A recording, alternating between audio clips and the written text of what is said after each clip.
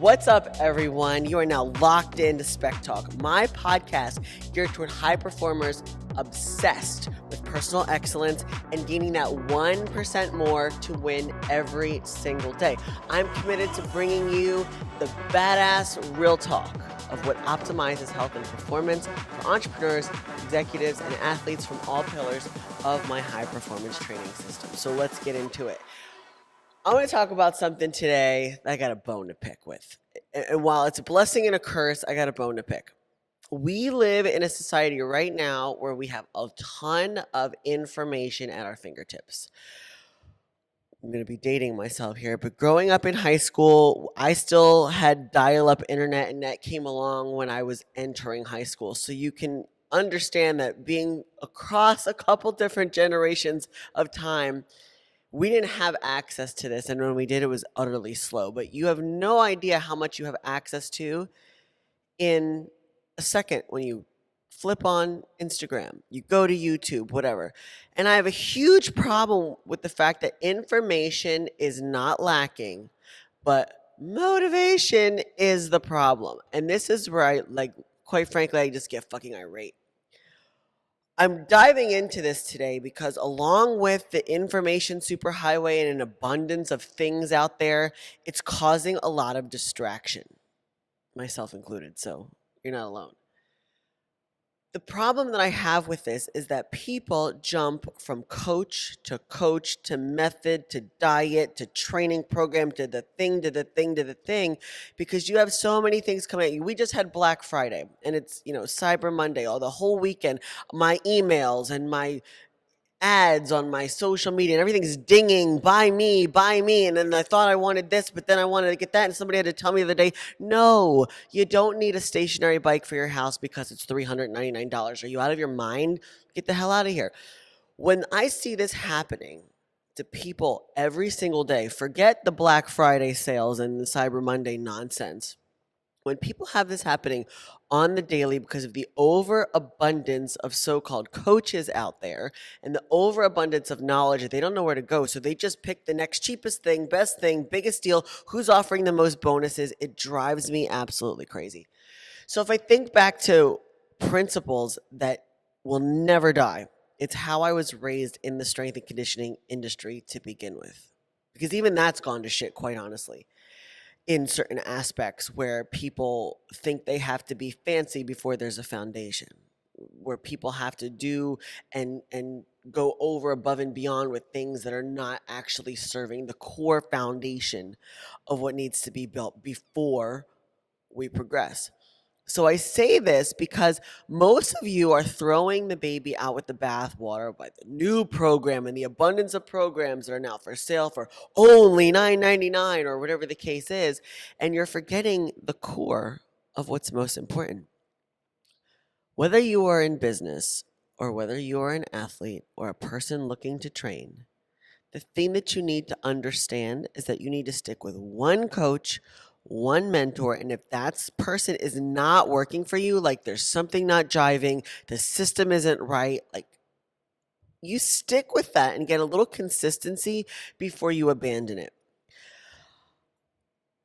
Despite my better knowledge, I used to do market research in Facebook groups. I used to go into every group with every problem. Oh, I do keto. Oh, I intermittent fast. Oh, I'm a minimalist. Oh, I'm fat and I want to lose weight. Like whatever the group is, I was in it just listening to people talk. Partially because I thought, well, is there a space for me to add value here? Or will I just get pissed off? Or what can I learn? I've seen people try different things because Karen next door is doing it and it's not working for them because they only did it 2 weeks and they did it wrong at that, and now they're pissed because it doesn't work. So we got to set the record straight. When you are bouncing from thing to thing, from coach to coach, from mentor to mentor, and don't even get me started about what a coach actually is because I'm going to lay the smack down. But when you do that, you deprive yourself of the opportunity to create something and see it through. And when I say there is no end game, I've mentioned this in a previous episode before, there is no end game but death, right? That's the only surefire thing, death and taxes, right? So when you think about what's the end game, It's the total wrong way to think about it. Think of it as a continuum. I know that I personally have changed certain aspects of my life with respect to mentors and coaches, but I do have one that I always go back to when I need it, or him, since I was 19. When you lock in with somebody that knows you for so long, they can reach you and learn the new you and affect you on levels that you never thought if you've never done that before.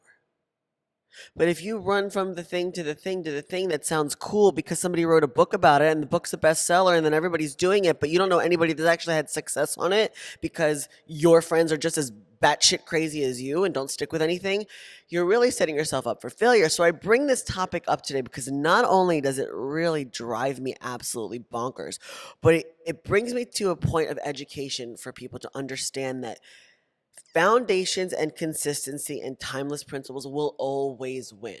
Will always win. The people that I surround myself with in the strength and conditioning world understand this. And they're the people tweeting and posting the principles that are unsexy. Progressive overload, specificity of training, intensity, all of the variables that are literally textbook that are valid.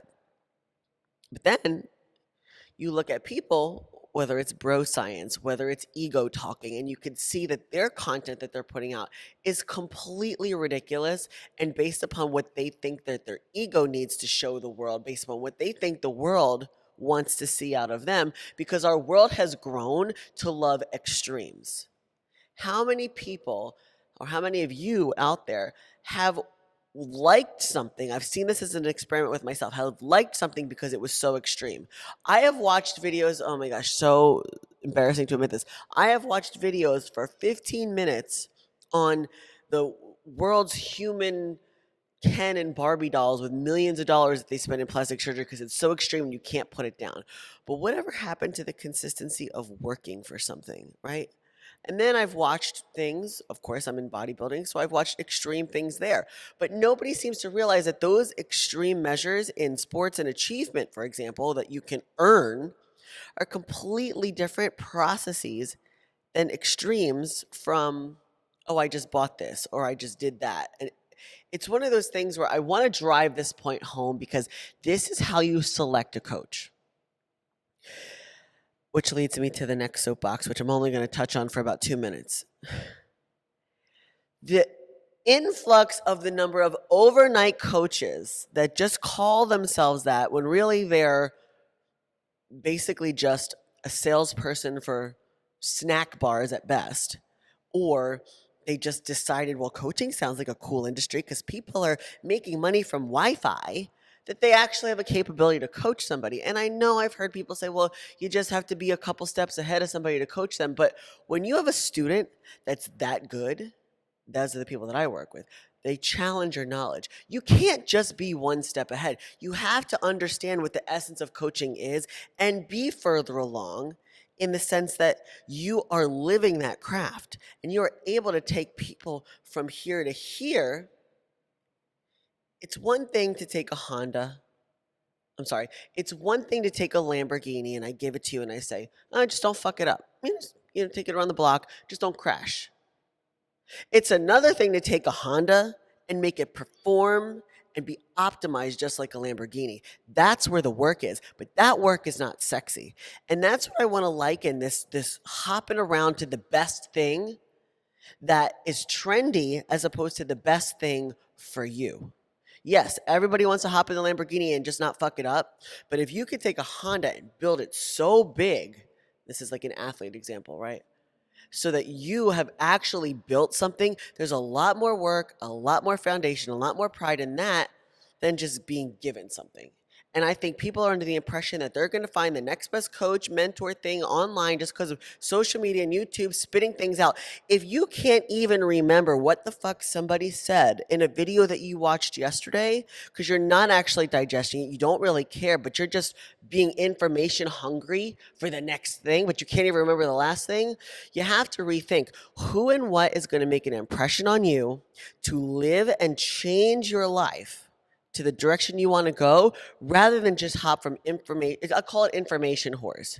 You're literally just gathering knowledge and doing nothing with it. So I hope this resonates with you. And if it does, please leave me a message. You can reach me on Instagram at Christina Speckos, same thing on Facebook. Additional to that, Christina at ChristinaSpeckos.com. You can email me with any of your feedback or questions of things that you want to hear more about on a future podcast. And I hope this hits home. If it does, thank you, and hope to see you making some good choices on things that move the needle for you in the next episode.